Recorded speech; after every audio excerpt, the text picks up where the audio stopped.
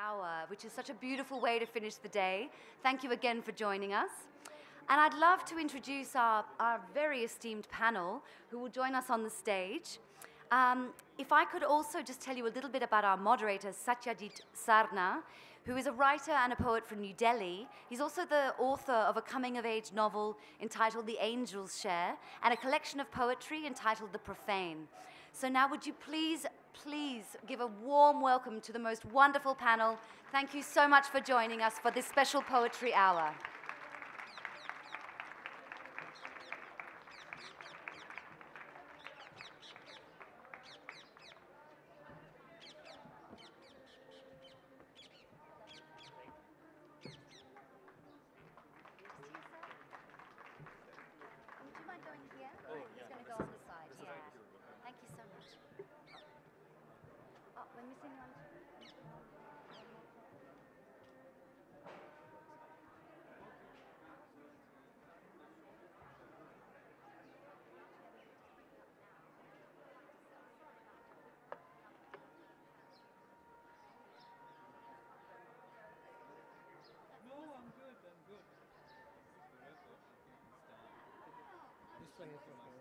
There's one here as well. That's really Thank you. Yes, please.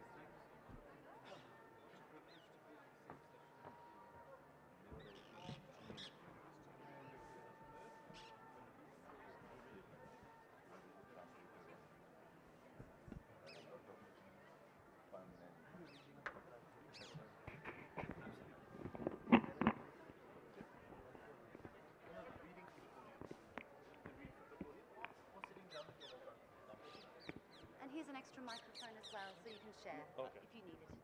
There you go. You'd like to? Oh, okay, sure thing. I'll leave it up then.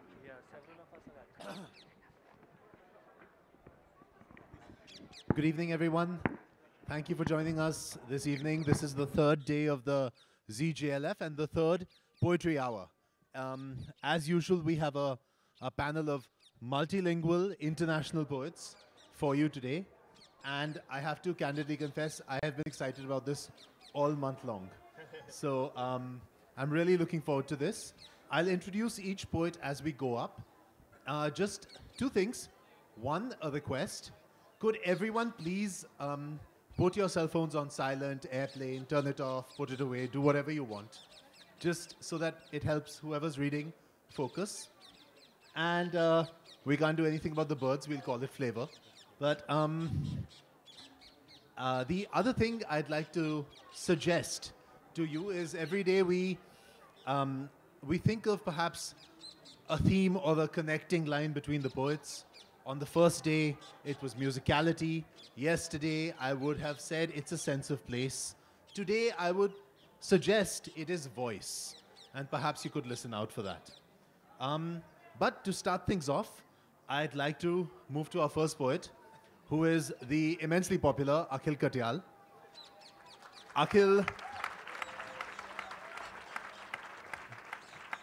Akhil teaches creative writing at Ambedkar University at Delhi.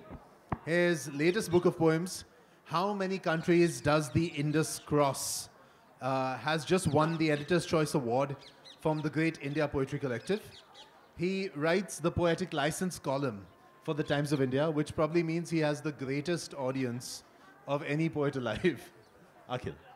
बहुत शुक्रिया. Thank you so much, Satyajit. आप में से पिछले वाले session में कौन-कौन थे?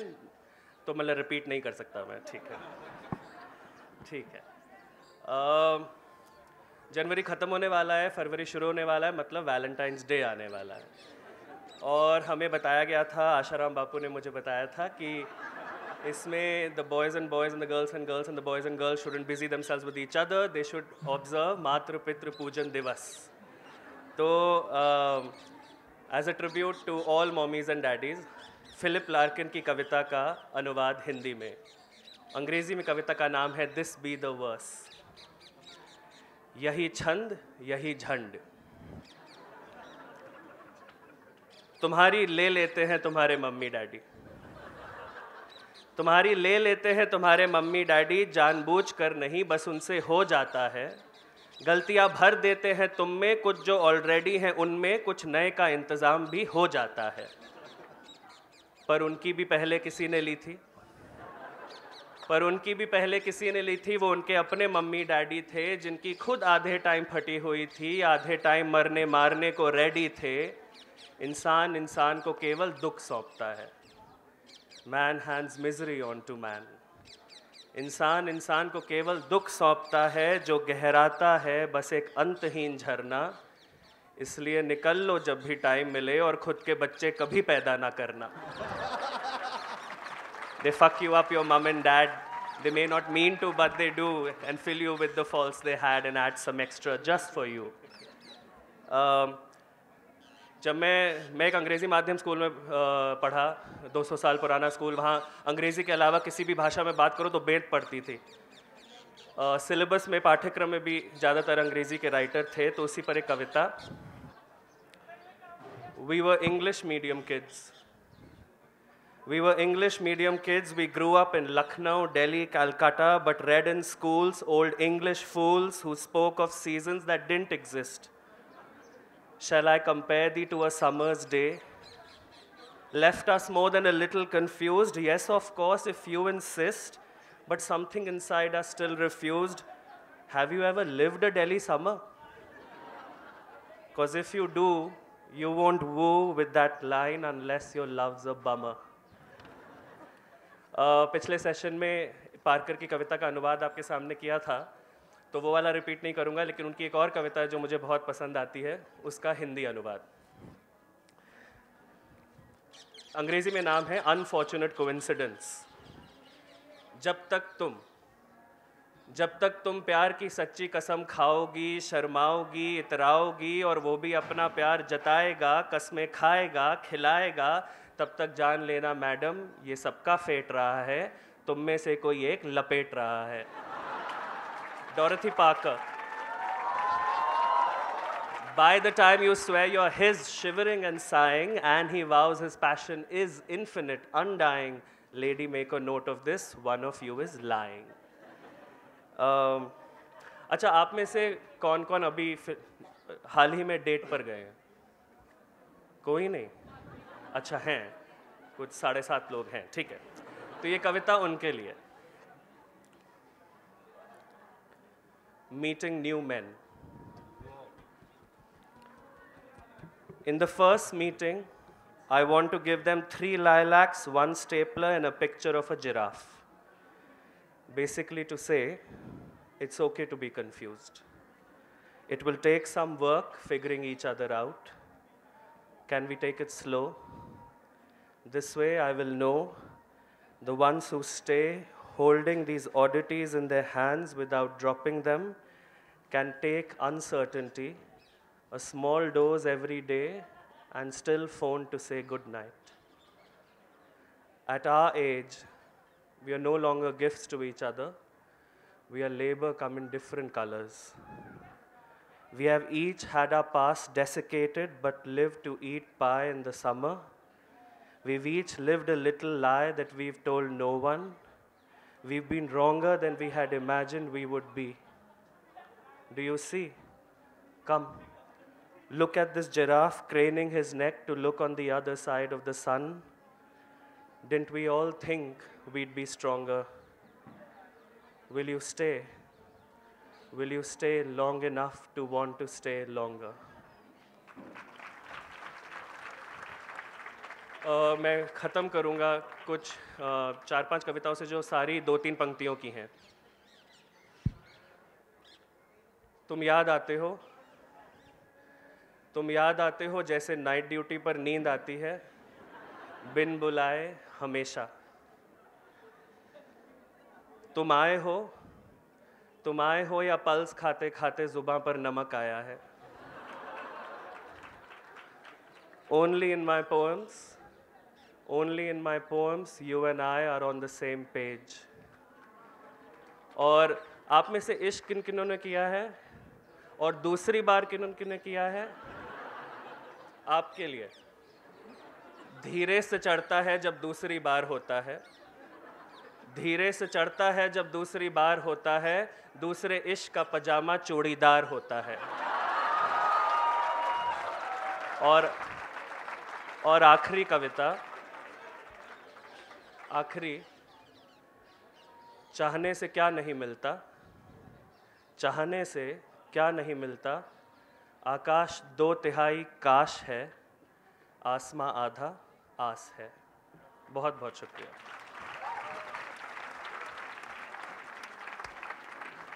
Thank you so much, Akhil. Moving on to our next poet, Dr. Devesh Alakh is a contemporary Hindi poet and the author of Kuch Pal Apne Pal and Khwab Adhkhuli Aankhon Ke. He has a forthcoming collection of short stories. He is also a frequent participant at All India Kavi Sammelans. May I invite?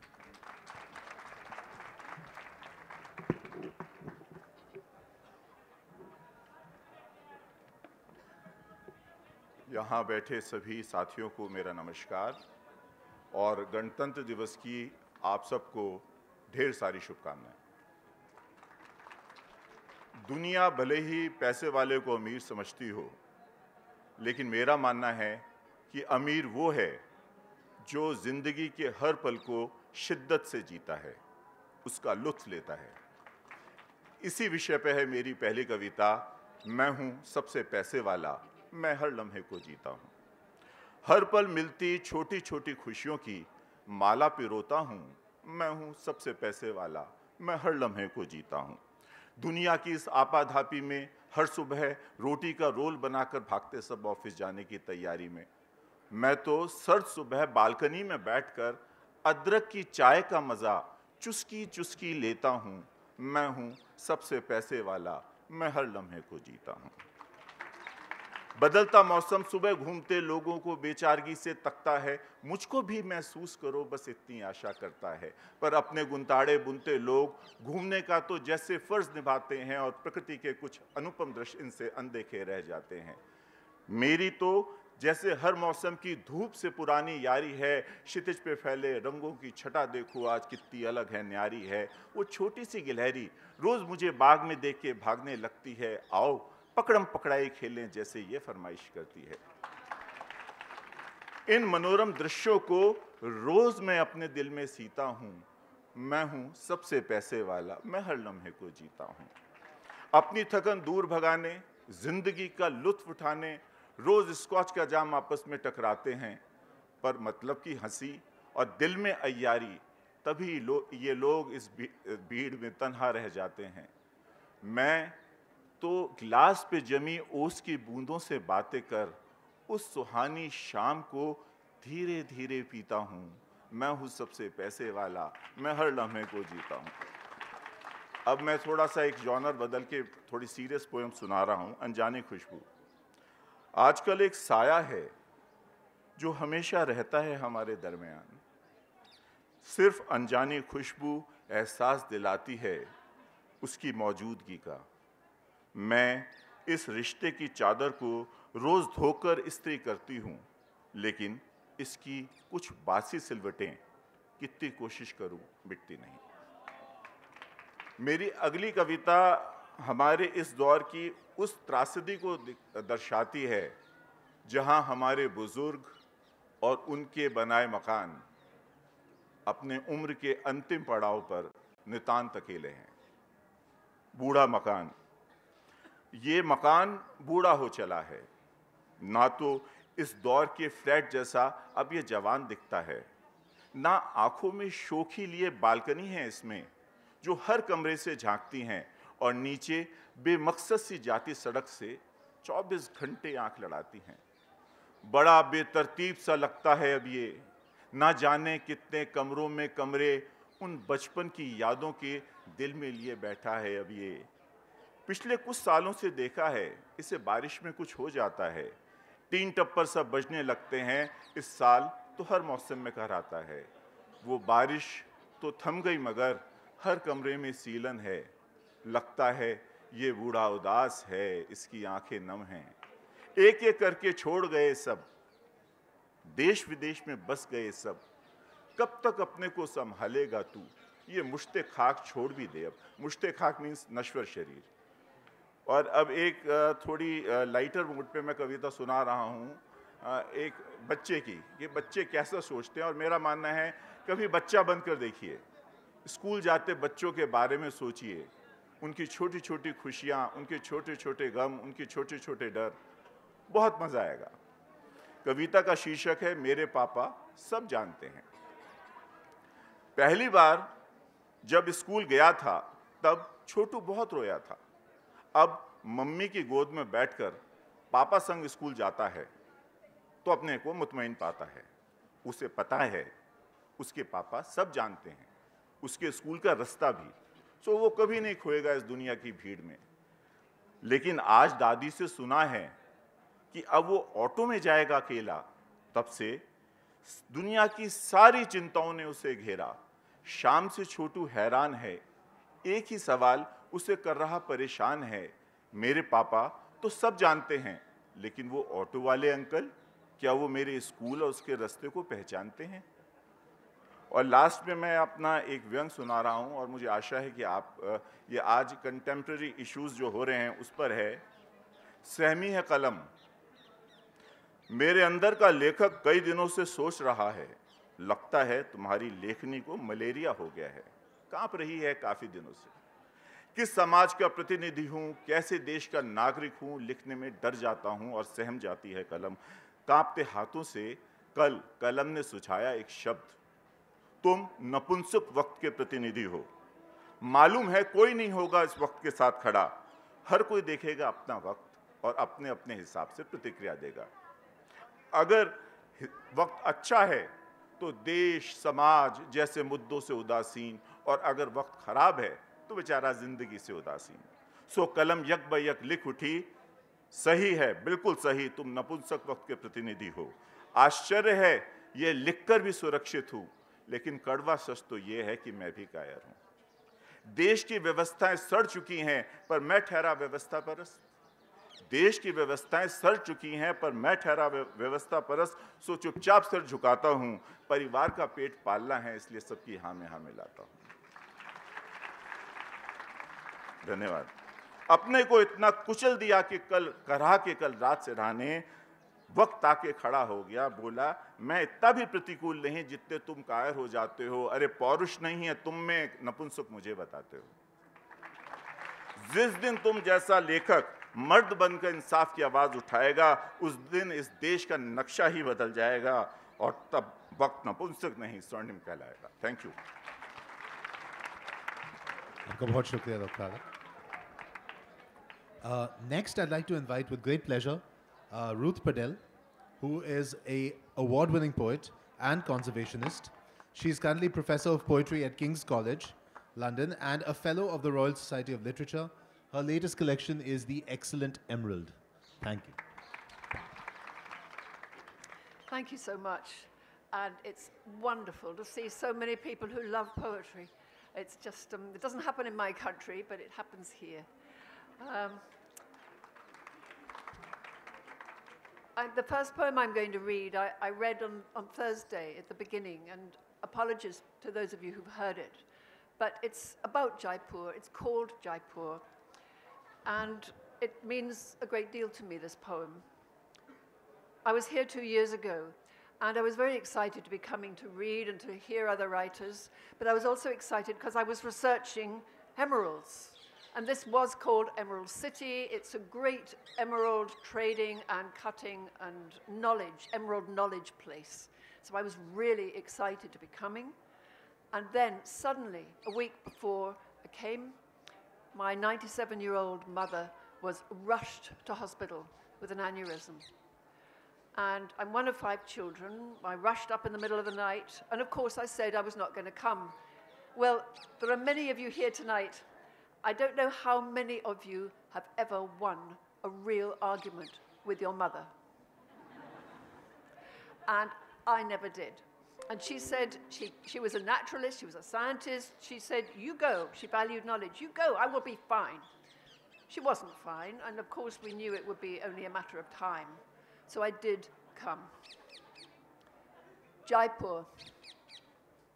I can't go to India, I said, with you in this state. Don't be silly. How can I go to Rajasthan through fog-bound Delhi and a 6-hour change of plane with an exploding aneurysm hanging like the sword of Damocles in your back? She argued, insisted she would be okay. But how did I know I'd see her again?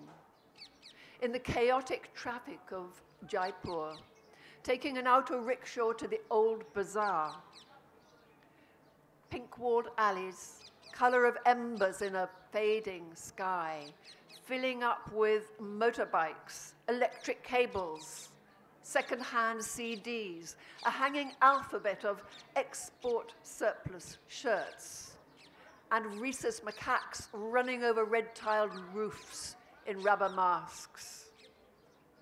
By the postern to the emerald dealer's yard, a baby monkey slid down a lamppost like a fireman and dashed across the road. She'd have cheered him on. The emerald cutter in his tucked-away white desk with a fluoride swing light. Emeralds, he said, are all about light. Had a milky eye, something wrong since birth.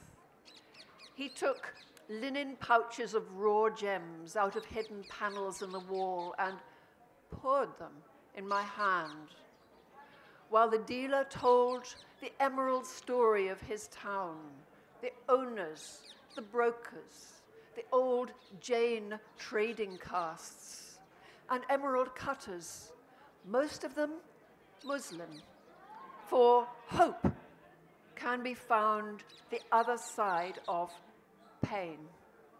Green is the color of paradise. And for 500 years, the Mughal emperors ordered enormous crystals up from obscure shafts beneath the carbon heart of the Andes.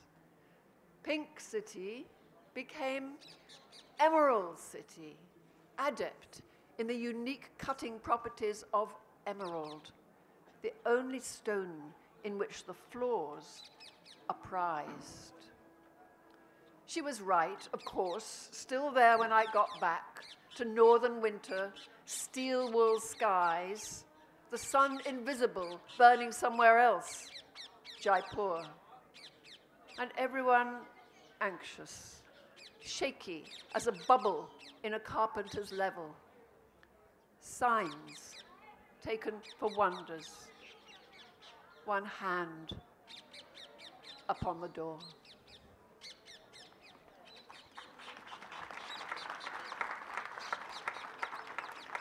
Thank you. The end, when it came, was very gentle, and I wanted to thank everybody who was looking after me in Jaipur at that anxious time and who said they would pray for her. They were so kind, and I realized that Jaipur is not the greatest festival in the world only, and it's not only a thrilling and exciting and romantic and beautiful, extraordinary city, it's also filled with very kind people.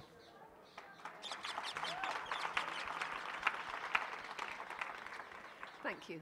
Well, the other poem I'm going to read is from a book I wrote about migration. It's called The Mara Crossing because that's a place where the wildebeest and the greatest land migration on earth have to cross this river to get to the other side, filled with crocodiles, which reminds you of the dangers of migration. Well, since I wrote this book, it's been 9 years.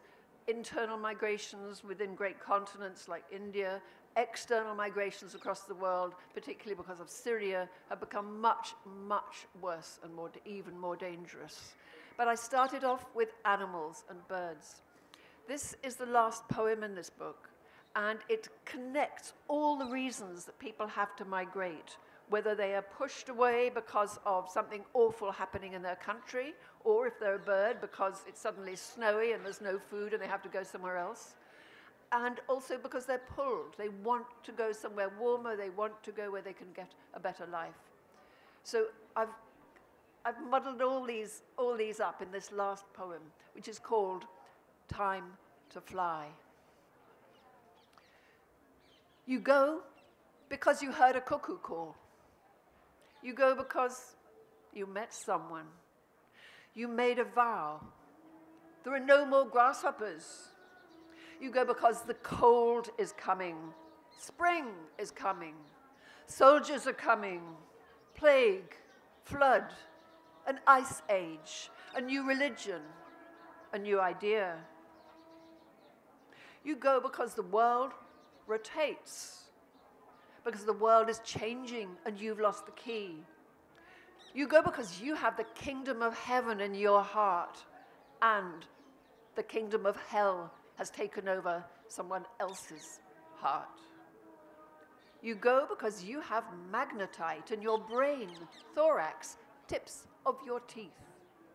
Because the grass is green over the hill, and there's gold, or more likely bauxite, inside the hill. You go because your mother is dying, and only you can bring her the apples of the Hesperides. You go because you need work. You go because the astrologers say so. The sea is calling. Your best friend bought a motorbike in America last year. You go because the streets are paved with gold, and besides, your father went when he was your age. You go because you have 17 children, and the Lord will provide. Because your 16 brothers have parceled up the land, and there's none left for you. You go because the waters are rising, an ice sheet is melting. The rivers are dry. There are no more fish in the sea. You go because God has given you a sign. You had a dream. The potatoes are blighted because it is too hot, too cold. You are on a quest for knowledge, and knowledge is always beyond. You go because it's destiny, because Pharaoh won't let you light candles on Friday at sundown, because you are looking for an enchanted lake, the meaning of life, a tall tree to nest in. You go because travel is holy, because your body is wired to go. You'd have a quite different body and different brain if you were the sort of bird that stayed. You go because you can't pay the rent. Creditors lie in wait for your children after school. You go because Pharaoh has hogged the oil, electricity, and paraffin, so all you have on your table are candles when you can get them. You go because there's nothing left to hope for. Because there's everything to hope for, and all life is risk. You go because someone put the evil eye on you. You go because you can't cope with your gift. Other people can't cope with your gift. You have no gift, and the barbarians are after you. You go because the barbarians are gone. Herod has turned off the internet and mobile phone. The modem is useless, and the eagles are coming. You go because the eagles have died off with the vultures, and the ancestors are angry there's no one to clean the bones. You go in peace. You go in war. Someone has offered you a job. You go because the dog is going too. Because the Grand Vizier sent paramilitaries to your house last night, you have to go quick and leave the dog behind. You go because you've eaten the dog, and that's it. There's nothing else. You go because you've given up and might as well. Because your love is dead. Because she laughed at you. Because she's coming with you. It will be a big adventure, and you'll live happily ever after. You go in hope, in faith, in haste, in high spirits, deep sorrow, deep snow, deep shit, and without question. You pause halfway to stoke up on omega-3 and horseshoe crabs. You go for phosphorus, myrtle berries, salt. You go for oil and pepper. It was your father's dying wish. You go from pole to pole. You go because you can. You mate and sleep on the wing. You go because you need a place to shed your skin in safety. You go with 1,000 questions, but you are growing up, growing old, moving on. Say goodbye to the might-have-beens. You can't step into the same river twice.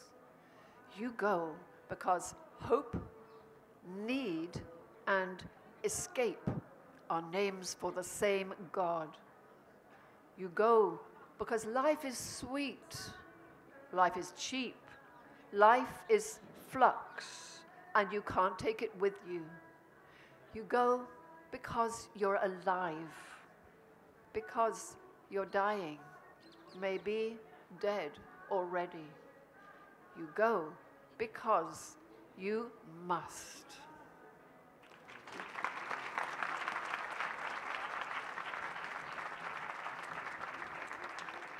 Thank you so much, Ruth. Anupama Raju is a poet, literary journalist, and translator. She is the author of Nine, a book of poems, and her work has figured in a number of anthologies. She was the Charles Wallace Fellow at the University of Kent in Canterbury and the writer-in-residence at Centre Intermonde at La Rochelle in France.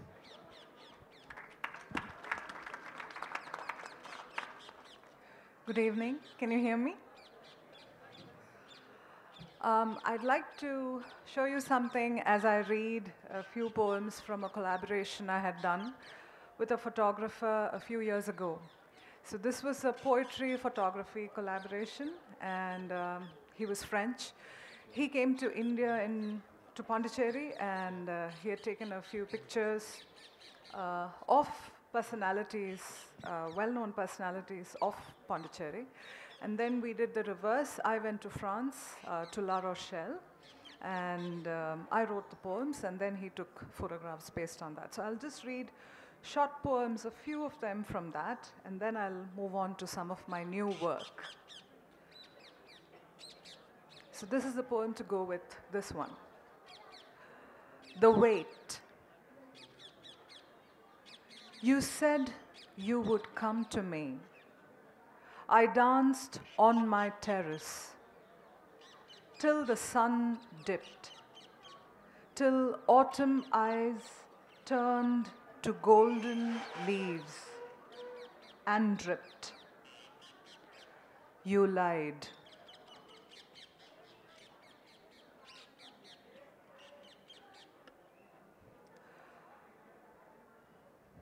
I don't know if you can make out, but this is the image of a couple having a meal together. The Last Supper. A couple sits at a bistro, their faces dark from coffee. With every sip, they draw blood. With every bite, they maul words. By the end of the meal, the sea would rise and they would drink each other dry.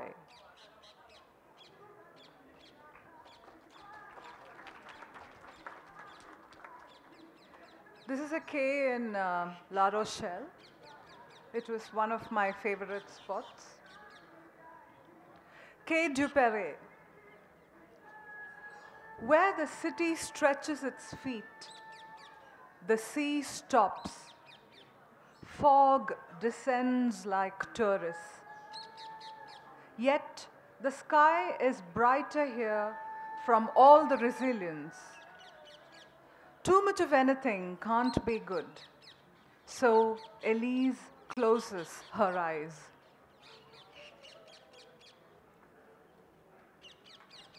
The last one in this series. Nightless Night. Last night had no eyes, no ears, no heart, no stomach, no skin, no bones, no dark, no light, no spirit, no silence. Last night had no warmth, no cold, no pain, no lust, no gain. But last night there was a dream, a denouement, a door. In the morning, you were outside.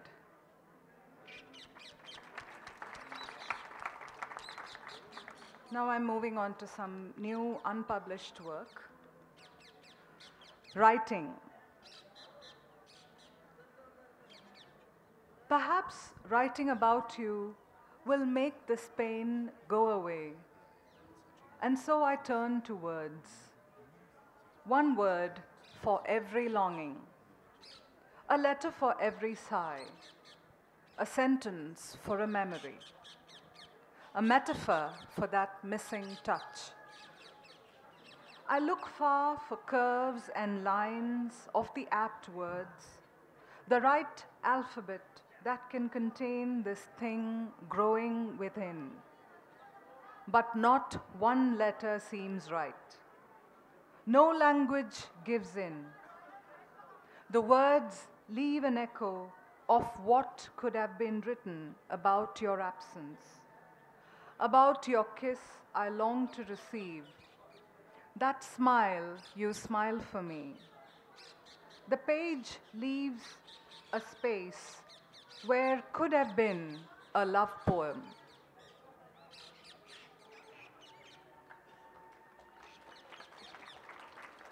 This poem is about my mother.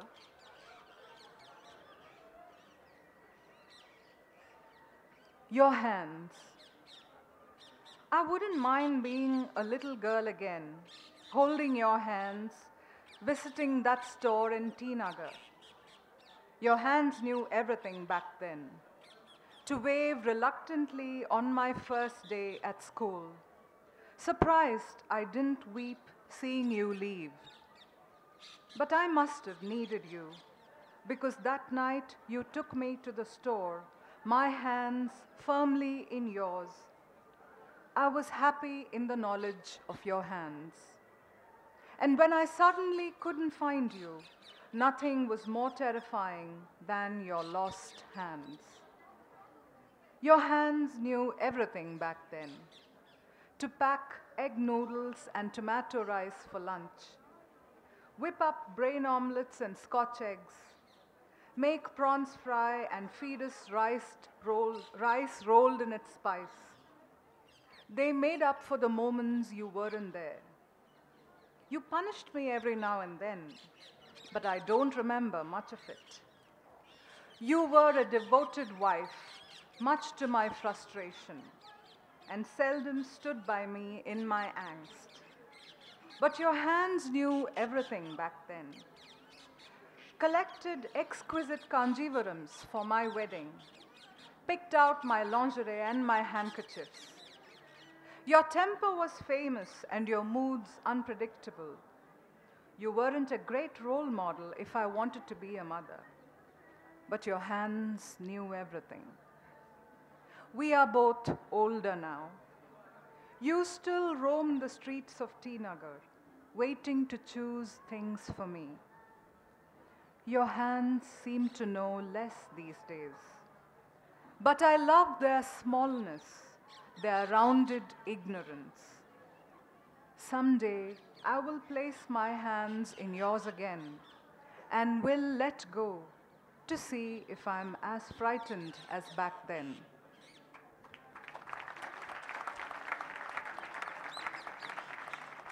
Spring song. The corridor howls, the wind sings a different tune. I have no time, I have no time. Doors open and close, chatter spills. Tonight I will need my pills. I have no time, I have no time. Outside, a girl in shorts just walked into her house. Isn't it freezing? What will she do to warm up her thighs? Ah, the joys of peering, leering. There must be couples in these boxed houses, promising each other pain, living in disdain. Over dinner, they argue about electricity bills. Whose turn was it to pay this month, his or hers? Yet an hour later, the sex isn't too bad for him or her. I have no time, I have no time. Yes, tonight I will need my pills, but not before I take a shower. A tremulous voice slips in along with me. I can't see him, and so I don't mind. His verse lulls me into melancholy. My mind, as naked as my body, seeks other such voices, but I hear only my own. I have no time, I have no time. I will need my will tonight. I will need my pills to drown. I will need my pills to drown.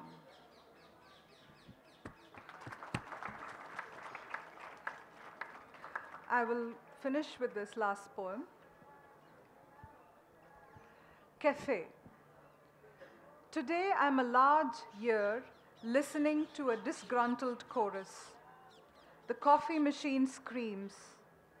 A dark-haired woman with long teeth and sharp collarbones talks. Each time her mouth opens, a pearl drops. 3 redheads make a necklace. Oh yeah, they nod. By the window, a couple sits, sharing earphones, giggling quietly.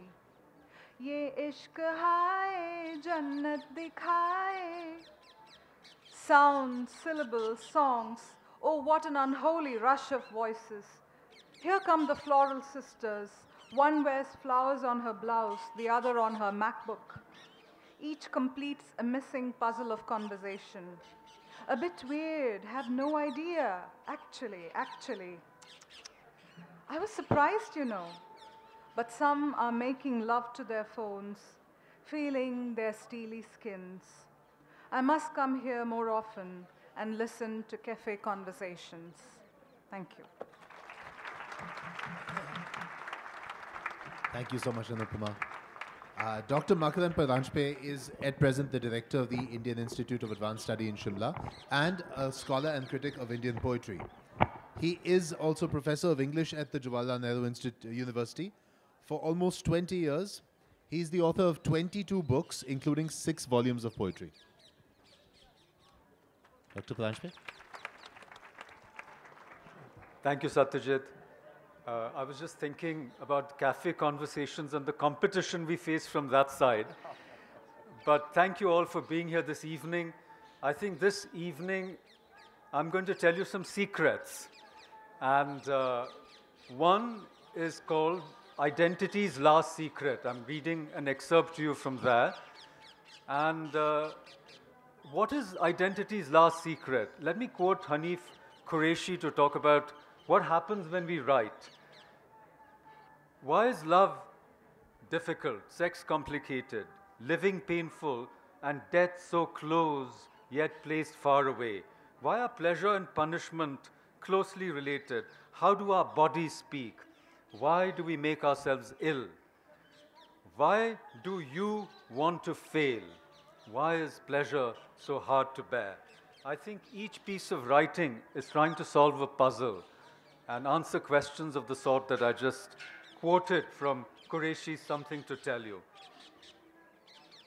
So the secret I want to tell you today, and this poem is dedicated to 2 people. I'll tell you about them also in a minute. But the poem is called Bhava Shankara Deshika Me Sharanam. I don't know if you know that one of the most famous hymns written to Shankaracharya was by his disciple Totakacharya, okay? And the refrain of this poem is Bhava Shankara Deshika Me Sharanam, all right? So my poem is called that. And the secret is that I was supposed to be in a panel yesterday on a book on Shankaracharya by Pavan Varma. But I couldn't be, so this poem I'm offering to him as my apology. But the person who called me to another place, to Singapore in fact, for just one day, is establishing 108 statues of Shankara all over the world. So it's dedicated to these 2 people. But here's the secret, okay? You'll hear it in the poem. I don't want to explain it. Shankara, what did you learn in Parakaya Pravesha? Or, as with Radha Krishna, it wasn't Parakaya at all, but Parakiya.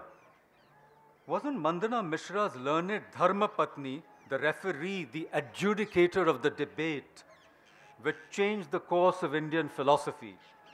And wasn't she supposed to garland the winner? Legend is, the garland she put around your neck, for you won, as we all know, didn't fade for the whole month. that the debate carried on. But don't we also know that when a woman puts a garland around the neck of a man, it is the husband she's choosing, and isn't that why that garland is still called Varmala today? So, does the legend hide the secret that you, the lifelong celibate, learned Kama Shastra, the art and science of lovemaking, not from the harem of the dead king, whose body you entered for academic purposes, of course? It is also said that you didn't want to return to your celibate body again. You so enjoyed that learning experience in the dead king's harem. Your alarmed disciples recited your own Nirvana Shatakam, Chidananda Rupaha Shivoham Shivoham, to wake you up and bring you back to your senses before your body, mistaken for the dead king's, was cremated. But suppose this was merely a myth, and the lady who actually initiated you into the mysteries of lovemaking was the wife of your own arch rival, whose name, of course, was also Sharada. The wife, the woman, not the goddess as is commonly thought. So when you built a temple to Ma Sharada, it was to your tantric teacher as much as to the goddess. For isn't it the case that worship as lovemaking turns every woman, even men of course, into gods and goddesses capable of fulfilling your every need and quest? Shankara, you died at Kanchipuram, the golden city in the south, where you established the Kamakoti Peetham, celebrating Kama, desire, not only for mukti as is commonly thought, but also for bhukti, showing us pleasure, showing us how bhoga and nirvana are ultimately twins. And suppose further that that secret union created a second lineage, not of monks, but of householders whose kula dharma, secret inheritance, I myself carry in writing this poem and sharing your secret today. Thank you. And this excerpt from Identity's Last Secret is also dedicated to two people, two women this time. Both are going to be unnamed, but you can guess. I'm going to give you clues because, as I said, every piece of writing is a puzzle. So one person to whom this reading of this excerpt is dedicated is a great survivor, a wonderful writer, and a very inspiring person whose birthday it is today. And the other person to whom this poem is dedicated is going to reveal herself through a mantra that is, I think, recognizable to all of you. Like a shell not on a beach but carried far inland on a dried river bed, the river changed course 1,000 years ago, then lost itself in desert wastes. Still, how wide its banks, how deep the gorge, it had cut itself through rock and soil. Now nothing more than sandy desolation, an immense scar on the face of the earth, seen even in satellite images. A wound marked on a land parched for miles. Yet, these fossil traces, powdery bones of creatures once pulsating with life, little shells, bleached white, drying in the harsh sun, brittle and crumbling to powdery dust at the slightest touch.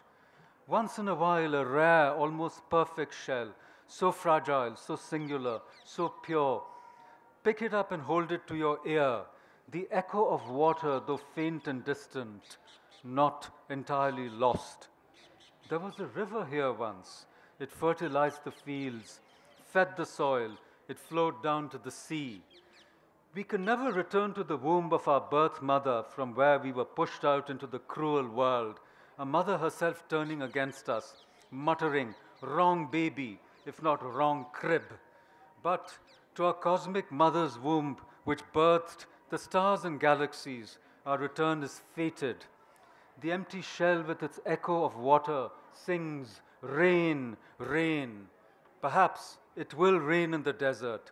Perhaps the river will flow again. And if there is a river, there must be the ocean. That, like the primal waters from which life emerged, is our home. Like a curse, like a blessing. And this is the time, therefore, to invoke the ancient spell. It does not die. Na hanyate hanyamane sharire. It does not die. It revives after it is lost. It recoups its losses. It lives again. Someplace else, perhaps some otherwise. It has not been silenced, even after being wounded and left for dead. It chooses to speak out. It would have done so even from beyond the grave. Even as a single blade of grass, sure in its solitude, fragile, unimportant, unnoticed, but there, alive, a sentinel, speaking through its muteless, proclaims the fact of its resurrection, lonely insurrection. The poet tongues his pain even when his tongue is cut out and left bleeding like Philomena's. The bleeding tongue will speak through other voices even if his is silenced. Through a mantra named Gayatri, Tat Savitur Varenyam. This is how the mutilated tongue will be restored. This is the secret. It prepares to die. It readies itself for its fatal blow, like a gazelle offering its neck to its hunter. It feels the sharp, swift stroke of the knife. It bleeds. It hemorrhages. Its heart is stilled. Its breath ceases. It is deeply mourned, even buried or cremated, with due ceremony or unfeelingly, summarily, perfunctorily, then miraculously discovers it is not dead after all. Like a character in a children's comic book, it quietly dusts itself, bestirs, and gets up.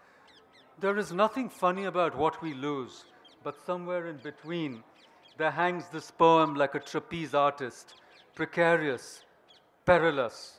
It lives, it survives somehow. It does not entirely give up its ghost. It refuses to submit utterly to the wound. It retains its dignity.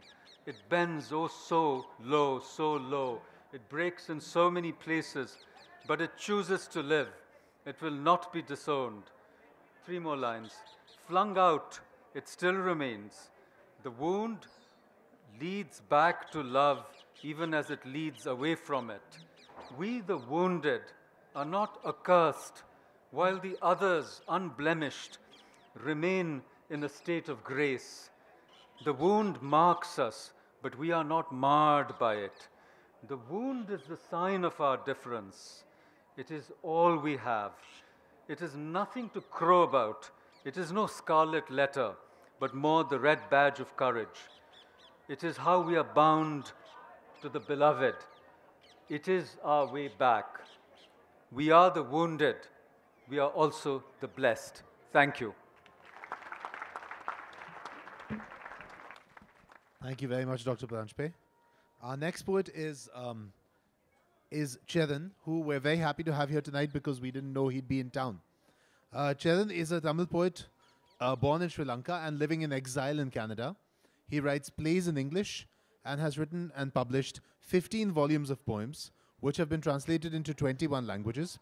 Currently, he is Professor of Anthropology and Sociology at the University of Windsor.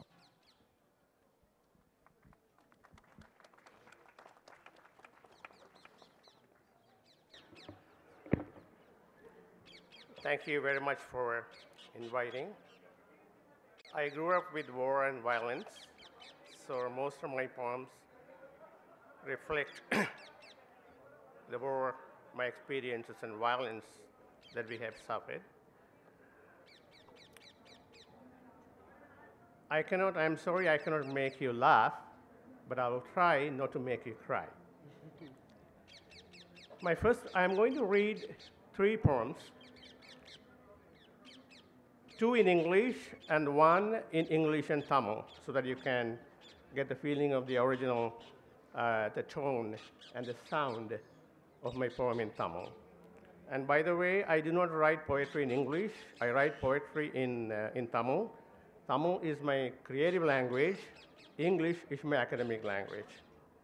My first poem is titled Children, What the War and Genocide Does to Children. Children. Who creates children? I ask.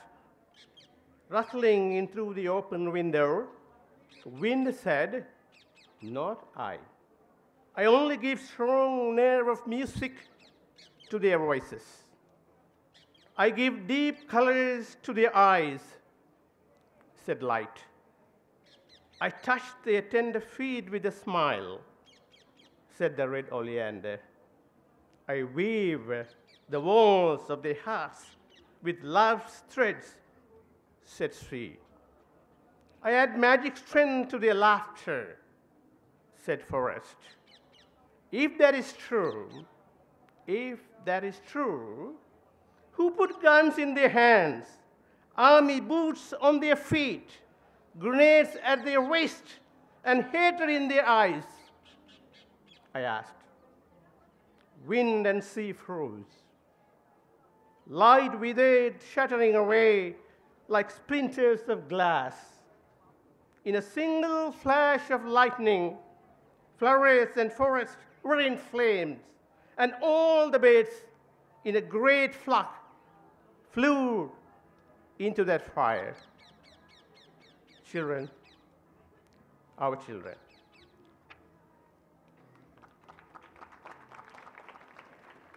My second poem is one of my earlier poems that I wrote that in 1983. 1983 was a turning point in the history of Sri Lanka. That was the year one of the major pogroms against the Tamils happened, and thousands were killed. I was a young university student at the time. This is a poem I wrote that year. It's titled, I Could Forget All This. I could forget all this, forget the flight headlong through the gold road, clutching an instant spark of hope, refusing to abandon the wretched, vulnerable life, even though the very earth shuddered, and so too my heart. Forget the sight of a thigh bone protruding from the upturned and burnt car, a single eye fixed in its staring somewhere between the earth and sky. Empty of its eye, a socket caked in blood. On Dickman's Road, 6 men dead, head split open, black hair turned red, a fragment of a sari that escaped burning. Bereft of its partner, the lone left hand, the wristwatch wrenched off.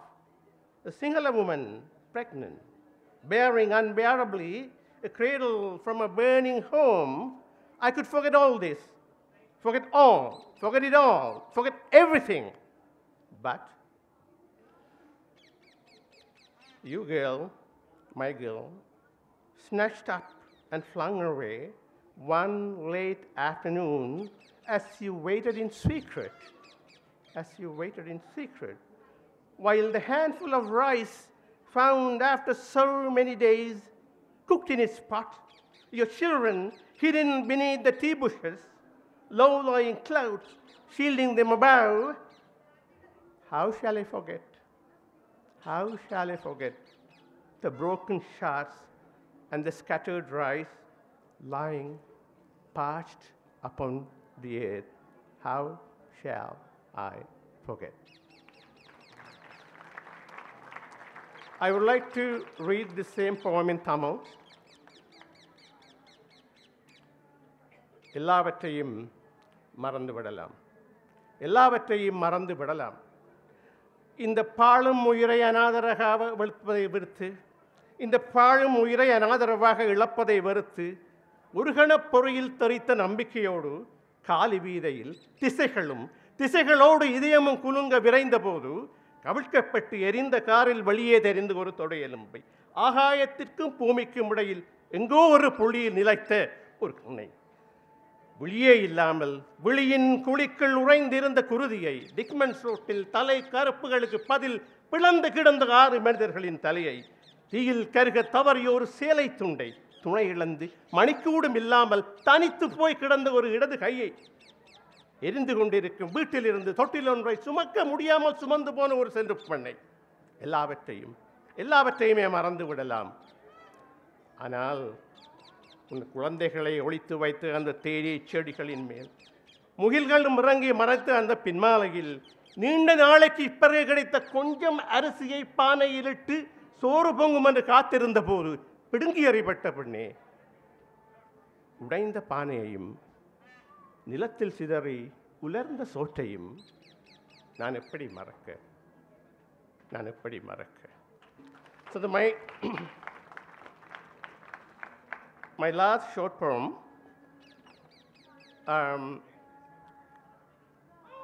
does anyone know the significance of the historical importance of the day, May 21st?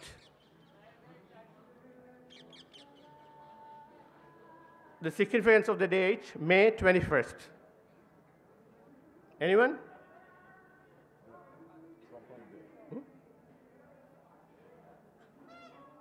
Yeah.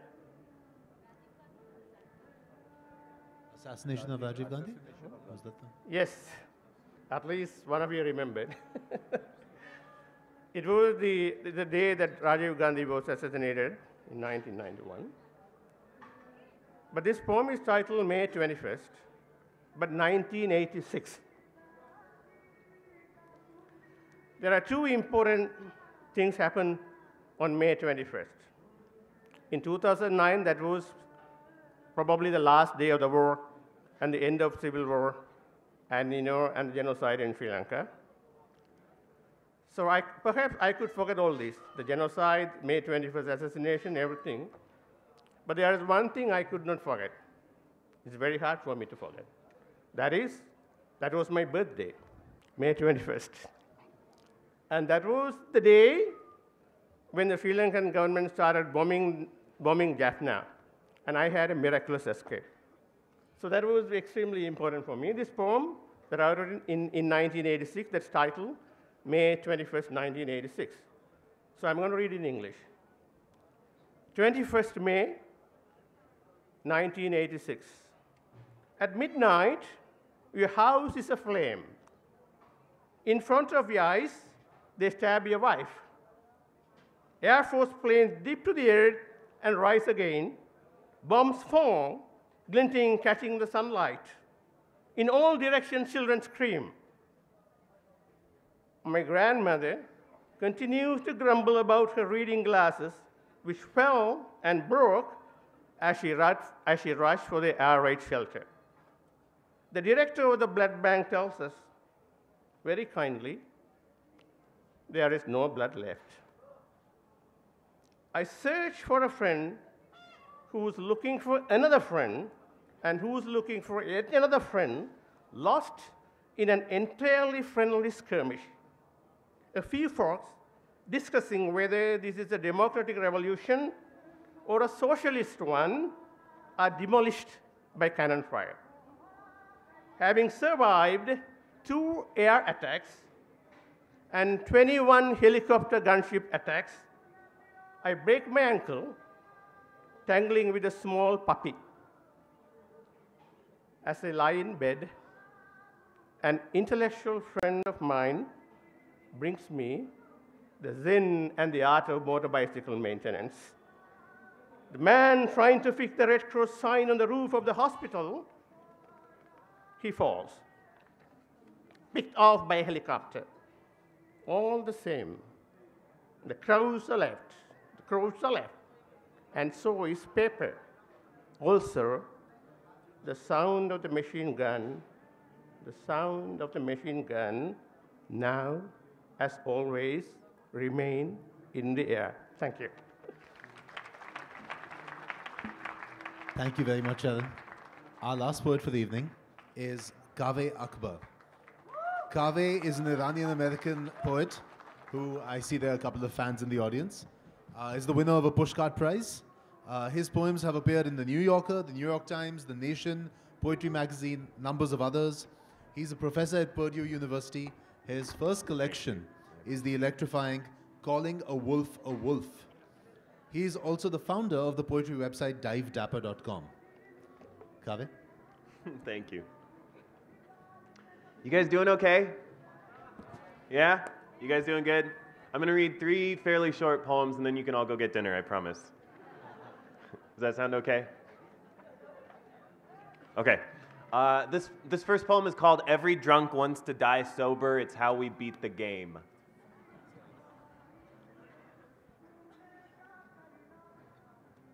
Hazrat Ali, son-in-law of the Prophet, was martyred by a poisoned sword while saying his evening prayers. His final words, I am successful.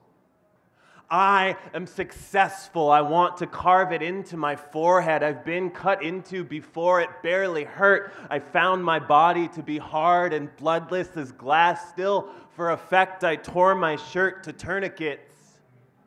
Let me now be calm for 1 second. Let me be open to revision. Eternity looms in the corner like a home invader saying, don't mind me. I'm just here to watch you nap. As a boy, I was so tiny and sweet, my mother would tuck me in saying, Mush bukradet, a mouse should eat you. I melted away that sweet like sugar in water, like once fresh honey dripping down a thigh. Today, I lean on habit and rarely unstrap my muzzle. It's hard to speak of something so gauche as ambition while the whole wheezing mosaic chips away. But let it be known, I do hope one day to be free of this body's dry wood. If living proves anything, it's that such astonishment is possible. The kite, loosed from its string, outpaces its shadow. An olive tree explodes into the sky, dazzling even the night. I don't understand the words I babble in home movies from Tehran, but I assume they were lovely. I have always been a tangle of tongue and pretty want. In Islam, there are prayers to return anything, even prayers to return faith. I have been going through book after book, pushing the sounds through my teeth. I will keep making these noises as long as deemed necessary until there is nothing left of me to forgive.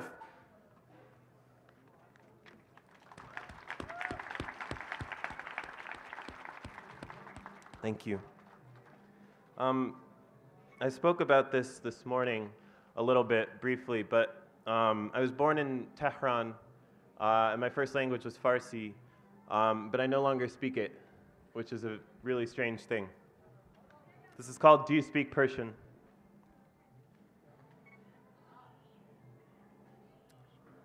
Some days we can see Venus in mid-afternoon. Then at night, stars separated by billions of miles, light traveling years to die in the back of an eye.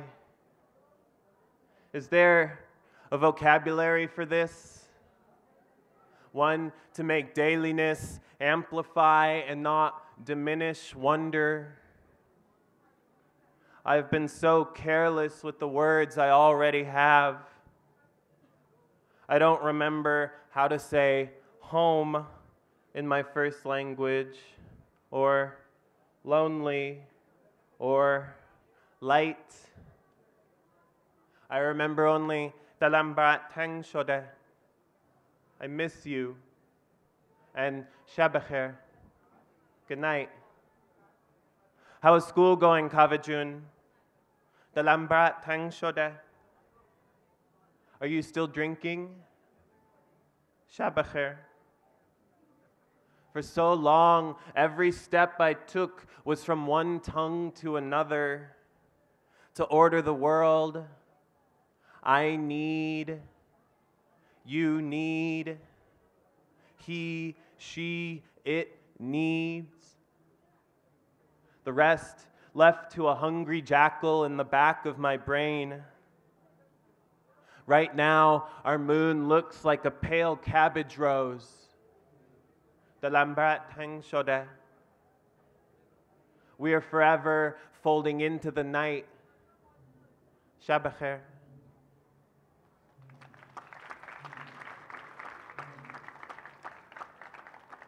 You guys are lovely. This is such a privilege to be here. This is such a privilege to be here. I see so many students here. I see so many young people and young writers, and it is such a privilege to be trusted with your attention. It is such a privilege to be trusted with your attention. Seriously, truly, thank you for that. This is the last poem I'm going to read. This is the last poem I'm going to read. Like I said, I was born in Tehran, but I moved to America and moved all around America through my life. But a lot of the places we lived in America were very rural, not in big cities, and it was very difficult to find things, Persian anythings, you know, very difficult to find things that felt like home. And we found this one restaurant in Chicago, and we would take these long drives to this one Persian restaurant in Chicago once a year. We would take these long, elaborate drives. The restaurant was called Reza's Restaurant. It's one of my favorite places in the world. It was like the only Persian noun within an 8-hour driving distance, you know. So anyways, this is sort of an ode to that. Thank you all for letting me be here. And thank you all for letting me be here. This is called Reza's Restaurant, Chicago, 1997. Oh, one more thing, sorry. And I need to say this in America because people don't know this. I probably don't need to say this here. Persians and Arabs are two distinct races, two distinct people. They're not the same thing. I have to say it in America. People don't know. Okay.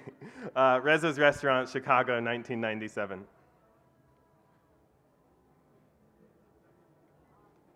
The waiters milled about, filling sumac shakers, clearing away plates of onion and radish. My father pointed to each person, whispered, Persian, about the old man with the silver beard, whispered, Arab, about the woman with the eye mole, Persian, the teenager pouring water, white, the man on the phone. I was 8 and watching and amazed. I asked how he could possibly tell when they were all brown-skinned, dark-haired like us. Almost everyone in the restaurant looked like us. He smiled, a proud little smile, a warm nest of lips, said, it's easy, said, we're just uglier. He returned to his lamb, but I was baffled, hardly touched my qeymeh. I had huge glasses and bad teeth. I felt plenty Persian. When the woman with light eyes and blonde brown hair left our check, my father looked at me. I said, Arab? He shook his head, laughed. We drove home. I grew up. It took years to put together what my father meant that day. My father, who listened exclusively to the Rolling Stones, who called the Beatles a band for girls. My father, who wore only black even around the house, whose arms could cut chicken wire and make stew and bulged with old farm scars. My father built the world. The first sound I ever heard was his voice whispering the azan in my right ear. I didn't need anything else. My father cherished that we were ugly, so being ugly was blessed. I smiled with all my teeth.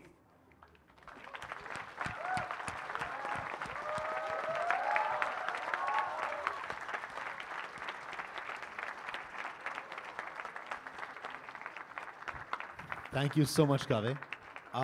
Can we get a big round of applause for everyone?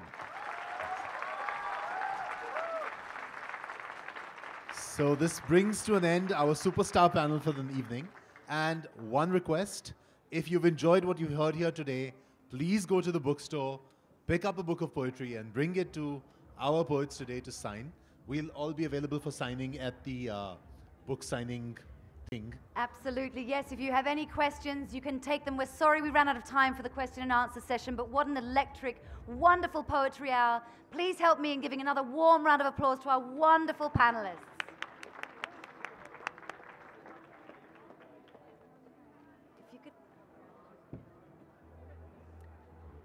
So everybody, thank you so much. Our authors are going to move up to the author's signing desk, so please allow them space to get up there. I'd just like to say thanks again. That was wonderful. So we're going to finish the day with our wonderful sponsor list, but first I'd like to say we have some fantastic